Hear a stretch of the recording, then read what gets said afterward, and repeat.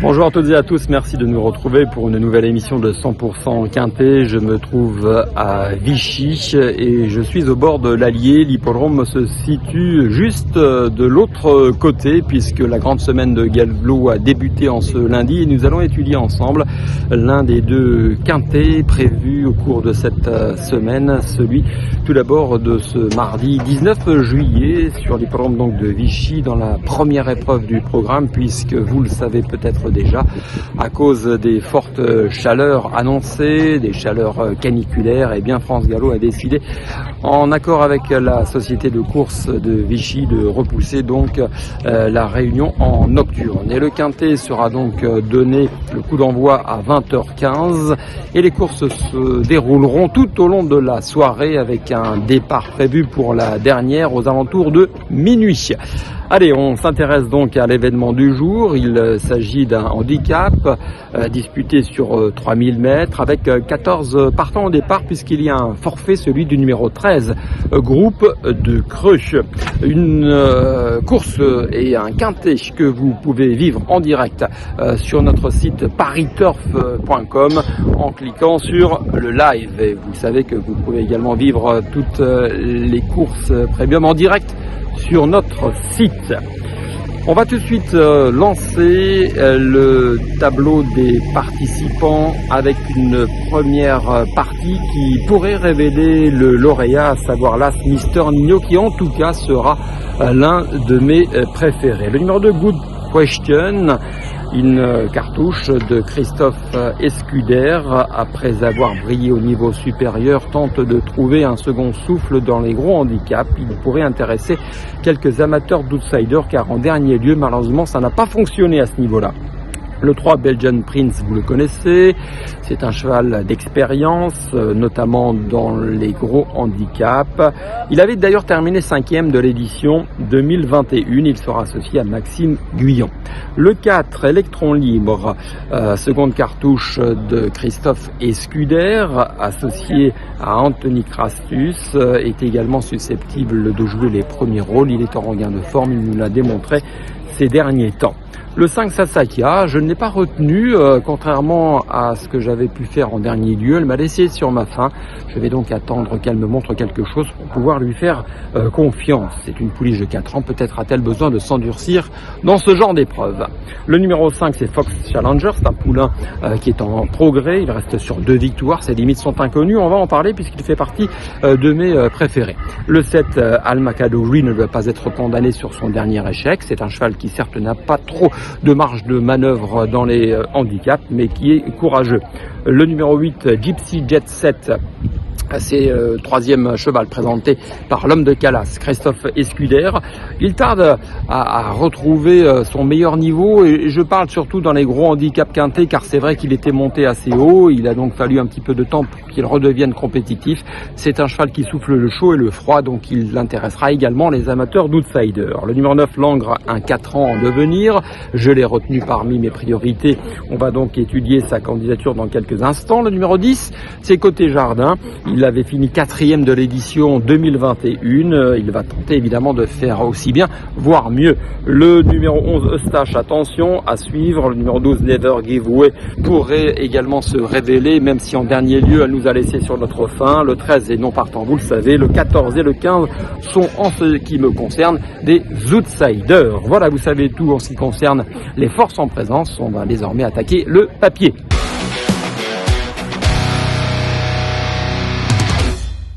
Et précisément un papier et des courses de référence pour vous aider à faire votre choix. En ce qui concerne mon favori, il s'appelle Mister Nino, il porte le numéro 1, il est associé à Aurélien Lemaître et il est entraîné par Christophe Ferland. C'est un cheval qui le 18 avril dernier sur l'hippodrome de Saint-Cloud avait participé à une arrivée disputée dans une classe 2 remportée par Respiring Ocean. Blue Swan terminé à la 2e place et donc Mister Nino, Casac Orange, terminé 3e, mais vous le voyez, il n'y a pas grand chose qui séparait ces 3 chevaux. C'est un cheval qui l'an passé, en fin d'année, à Longchamp, avait terminé 2e d'un gros handicap quintet. Il a beaucoup d'atouts dans son jeu. Je trouve qu'il est correctement placé par rapport à l'opposition et qu'il peut tout simplement fournir le lauréat de ce premier quintet de la semaine à Vichy. Mon deuxième favori s'appelle Langres, il porte le numéro 9, c'est un 4 ans en devenir, je le disais, associé à Simon Plan qui est entraîné par Alessandro Botti. Ce dernier me disait, lorsque je l'ai rencontré récemment sur un hippodrome, que son poulain était en très grande forme. Une course de référence pour vous en convaincre, celle du 19 mai dernier sur l'hippodrome de Vichy, justement ça tombe bien, où ce jour-là il a remporté un handicap de belle façon en valeur 33. Alors certes il a été remonté de 2,5 kg sur l'échelle des valeurs, mais c'est un cheval qui est en progrès, qui est en forme et qui pourrait donc franchir un palier supplémentaire. Le numéro 6, Fox Challenger, c'est mon troisième favori. Et ce Fox Challenger reste, à l'image de Langres, également sur 2 victoires consécutives. On va regarder une course de référence qui date du 11 juin sur l'hippodrome de Lyon-Paris. Et ce jour-là, il remportait un handicap. Alors après avoir attendu, il a démarré progressivement, vous le voyez, à mi-ligne droite. Et puis il s'est détaché, passant le poteau avec 6 longueurs d'avance sur son poursuivant direct. Donc évidemment, suite à ces victoires, il a été remonté sur l'échelle des valeurs. Il a donc 7 kilos de plus sur son dos, mais ses limites sont inconnues, il est en forme et j'y crois dans ce lot qui reste, à mon sens, à sa portée.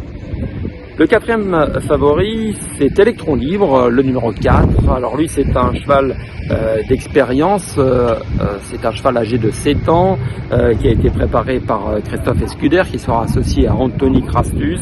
C'est un cheval que vous connaissez bien. On va regarder ensemble une course de ref qui date du 27 juin dernier sur l'hippodrome de Lyon-Paris. Et ce jour-là, dans un quintet remporté par Saldouro, eh bien, ce Electron Libre terminé à la 3e place. Thunderspeed s'intercalait entre les deux. C'est un cheval qui, à Saint-Cloud, il y a quelques mois de cela, avait remporté son quintet en valeur 36,5. Alors certes, sa marche s'est réduite, hein, c'est sûr, mais il est bien, il est en forme et je lui ferai confiance. Même si c'est vrai, il passe pour apprécier les pistes souples, ce ne sera pas le cas, mais le terrain sera identique pour tous les participants du quintet.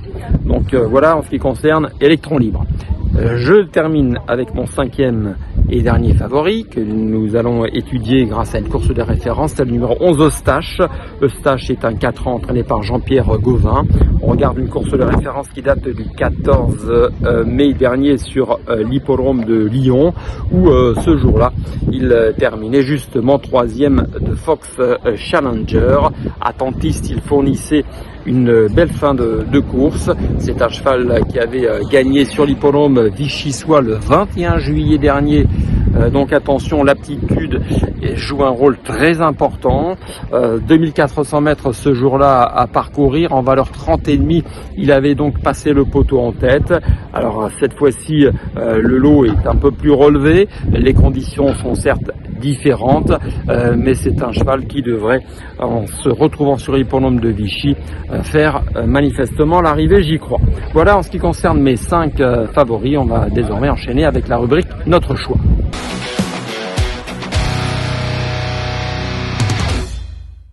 Et mes favoris précisément avec, je le disais, l'As Mister Nino qui est donc bien placé pour s'imposer. Le numéro 9, Langres, et le numéro 6, Fox Challenger, restent sur 2 victoires de rang. Il pourrait gravir un échelon. Le numéro 4, Electron Libre, lui, est très expérimenté. Et le numéro 11, Eustache, connaît la piste pour s'y être imposé l'été dernier.